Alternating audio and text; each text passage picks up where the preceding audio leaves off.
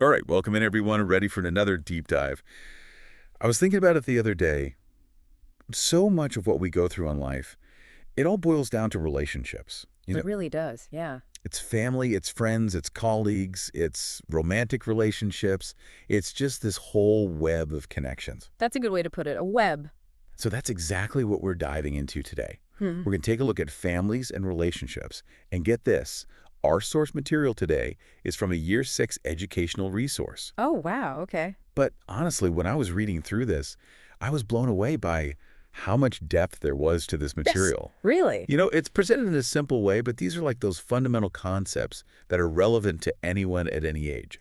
Yeah, sometimes going back to the basics is a good way to remind yourself of those core principles. Exactly. Okay, so the very first thing this resource jumps into is the idea of respect. It defines it as being thoughtful and polite, Mm-hmm.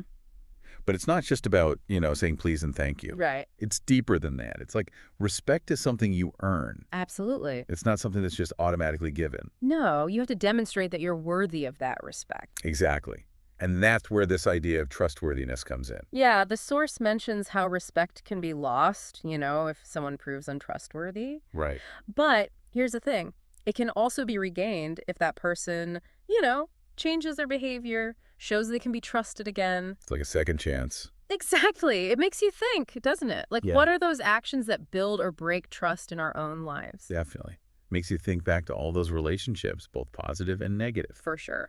And, building on that idea of respect, let's talk about stereotypes. So the source defines stereotypes as those often untrue views about people, usually based on limited information. Yeah, it's like we're judging a whole group of people based on a few superficial characteristics. Right. Or maybe even just one single experience that you've had.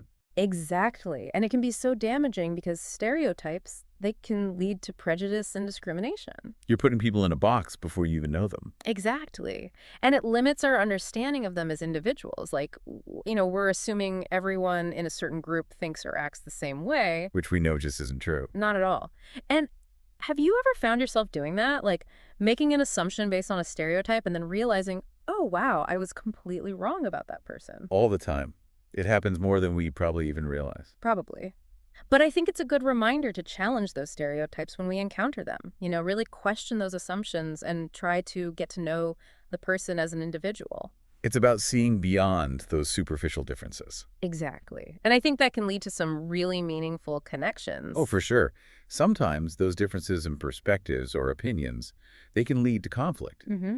And this source defines conflict very simply as disagreements or arguments. Yeah. And it even goes so far as to say that conflict is inevitable in life. Well, we're all different people with different experiences and different viewpoints. Exactly. So, yeah, some level of conflict is bound to happen. But the source also emphasizes this idea that conflict, while challenging, can actually be an opportunity for growth and understanding. Yeah, I like that. It's not always a bad thing. No, it's how we approach conflict that matters. Mhm. What strategies do we use to navigate those disagreements? So speaking of strategies, what are some good ways to handle conflict when it does arise? Well, communication is key, right? Yep. Like actively listening to the other person's perspective, even if you don't agree with it, is so important. Really hearing them out. Exactly. And then expressing your own thoughts and feelings clearly, but doing it in a way that's respectful. Not just, exploding at the other person. Right. And I think a big part of it is also trying to find a compromise, a solution where both sides feel heard and understood. It's that middle ground. Yeah. And I think having that foundation of respect that we were talking about earlier can really help in those situations. For sure. When there's mutual respect, it creates a space where you can have that open and honest communication. Makes the whole thing a little less scary. Absolutely. But, sometimes conflicts can be so significant that they lead to the loss of a relationship. Yeah. And that brings us to the topic of grief. Mm-hmm. So the source defines grief as that process of sadness that we experience when someone dies or is no longer in our lives. And it's such a personal and unique experience. There's no right or wrong way to grieve. It's different for everyone. Exactly. But the source does emphasize the importance of seeking support from others during those times. Yeah. Whether it's from family, friends, or even professional counselors, having that support system can make a huge difference. It's that reminder that you don't have to go through tough times alone. Absolutely. And like I said, everyone copes with loss differently. Some people might need to talk about their feelings, others might need to process things more quietly. It's about finding what works for you. Exactly. And giving yourself the time and space to heal. Now, in some of those challenging situations, we might find ourselves looking to authority figures for guidance. Hmm. And the source defines authority figures as those individuals with high status and decision-making power. And that ties back into those ideas of respect and trust that we were discussing earlier. Right, because we're looking to those figures because we trust their judgment. Exactly. It's about having faith in those who are in positions of power, that they're going to guide us and make decisions that are in our best interests. And sometimes we might need to actually seek help from these authority figures or other trusted adults, Hmm. which brings us to the last point that the source emphasizes, getting help. It encourages us to reach out to those trusted adults like family, teachers, maybe leaders in organizations, when we're facing challenges or difficult situations. And it specifically mentions Childline, which is a resource for young people. Yeah.